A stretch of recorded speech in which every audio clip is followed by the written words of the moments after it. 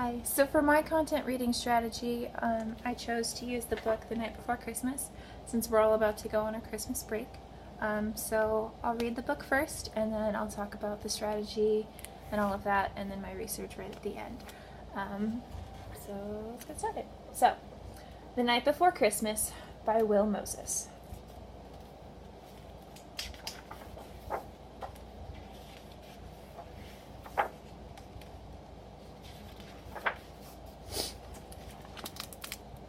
"'Twas the night before Christmas, and all through the house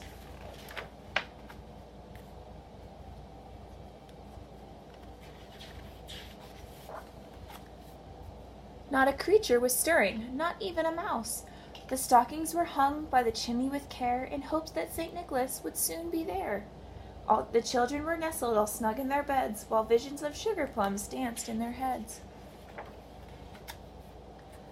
And Mamma in her kerchief and I in my cap had just settled our brains for a long winter's nap, when out on the lawn there arose such a clatter, I sprang from the bed to see what was the matter.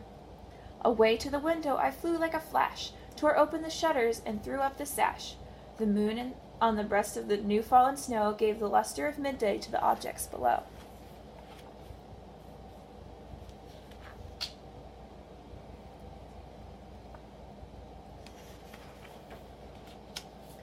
When what to my wandering eyes should appear but a miniature sleigh and 8 tiny reindeer, with a little old driver so lively and quick, I knew in a moment it must be St. Nick. More rapid than eagles his coursers they came, he whistled and shouted and called them by name. Now Dasher, now Dancer, now Prancer and Vixen, on Comet, on Comet, on Cupid, on Donner and Blitzen. To the top of the porch, to the top of the wall, now dash away, dash away, dash away all. As dry leaves before the wild hurricane fly, when they meet with an obstacle on the mount to the sky, so up to the house on the coursers they flew, with a sleigh full of toys for St. Nicholas too. And St. Nicholas too.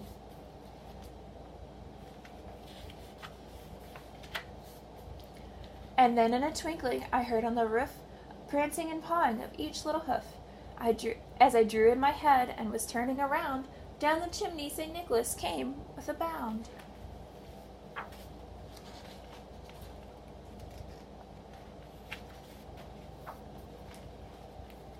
He was dressed in all fur from his head to his foot, and his clothes were all tarnished with ashes and soot. A bundle of toys had flung on his back, and he looked like a peddler just opening his pack. His eyes how they twinkled, his dimples how merry, his cheeks were like roses, his nose like a cherry.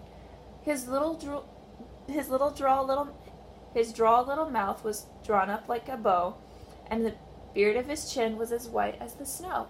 The stump of his pipe he held tight in his teeth, and the smoke that encircled his head like a wreath. He had a broad face with a little round belly that shook when he laughed like a bowl full of jelly. He was chubby and plump and a jolly old elf, and I laughed when I saw him in spite of myself. A wink of his eye and a twist of his head soon gave me to know that I had nothing to dread. He spoke not a word, but went straight to his work and filled all the stockings and then turned with a jerk. And laying his finger aside of his nose and giving a nod, up the chimney he rose. He sprang to his sleigh, to his team he gave a whistle, and away they flew like the down of a thistle. But I heard him exclaim ere he drove out of sight, "Happy Christmas to all, and to all a good night."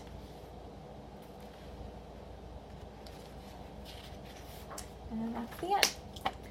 So, the strategy that I would use with this would be context clues. And I would use this with probably like second graders, just because the way that I was going to use context clues would be a little bit more abstract than normal, especially since there's so many illustrations in this book. The reason that I would use the context clues in this situation is a lot of the stuff in the text is supported by the images. So things might be said in the text that don't make the most sense, but by looking at the pictures you can see more of what's going on. So for example, And also while I'm doing context clues, I would ask like leading questions and things like that just to get them thinking more abstractly, that sort of thing. So for example, of a leading question I could ask, it says on the first page, it's like, the stockings were hung by the chimney with care in hopes that St. Nicholas would soon be there.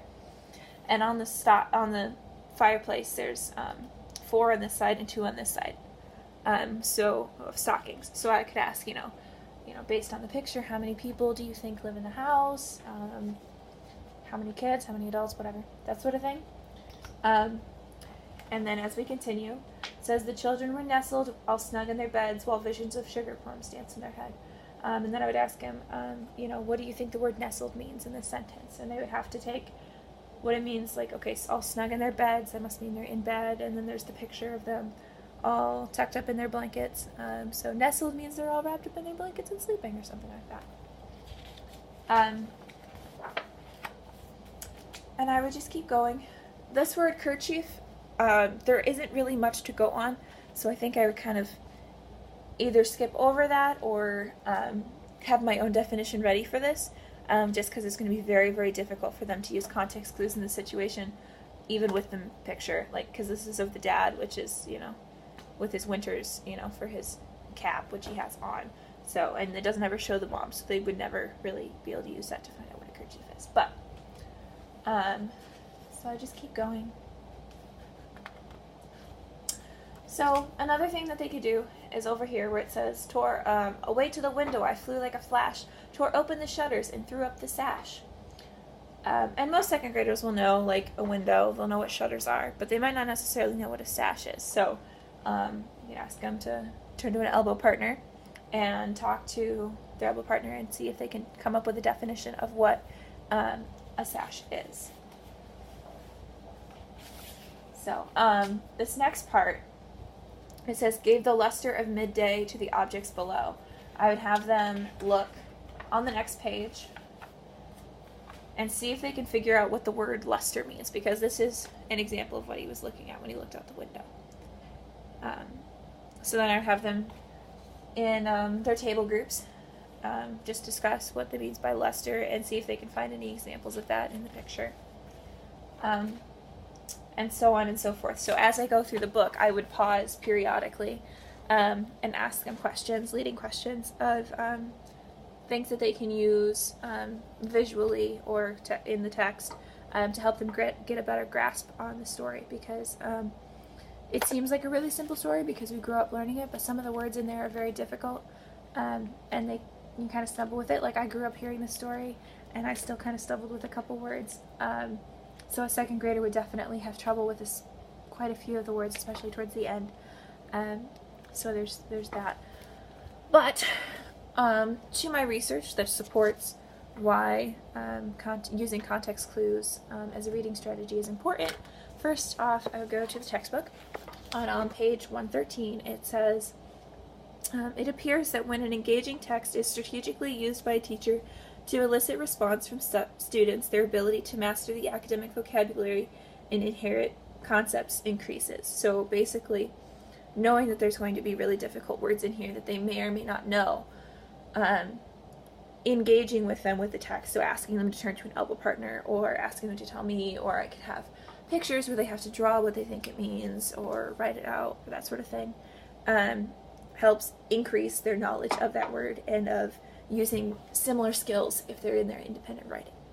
And then it goes on to talk about create opportunities for response through the use of questioning, discussion, and writing. So back to what I was doing before, asking them leading questions and that sort of thing, and then going on to talk about talking to an elbow partner or writing a story or something.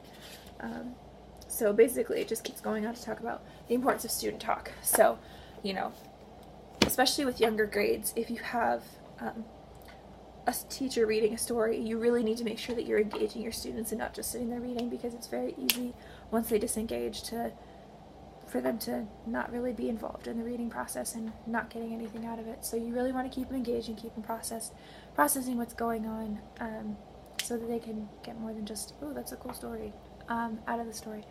And then on to, I looked up reading rockets, for more context clues, ideas and stuff. And it was talking about in first and second grades, which I would use this for second grade, applying word analysis skills while reading. An example of that would be using phonics and simple context clues to figure out unknown words, which is exactly what we'd be doing. So they're going to be, okay, based on what I can see in the sentence, this word means this. And if they can't figure that out, okay, well then there's a picture next to it that they can use to help with that whole situation too. And it also helps them come to a conclusion about certain things. So like if you don't know what luster means, that's okay, but it adds more to it if you know, okay, well luster means like a shine or whatever, and oh look, it's shining on the snow and on the buildings and also that sort of thing. So it'd be really good way to make sure that they understand the whole story, the story as a whole, and that sort of thing. And then next is on our page. Okay, so it's the reading comprehensions, what every teacher needs to know. And then if you go down, let me move this just a little bit so that I can see. It talks about, sorry, I had to move it up to get to the thing. Alright, so it says that good readers read widely and monitor their understanding to negotiate their meanings and stuff.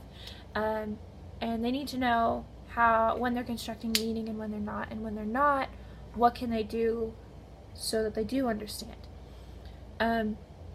So whenever they don't understand, it breaks down into a couple things.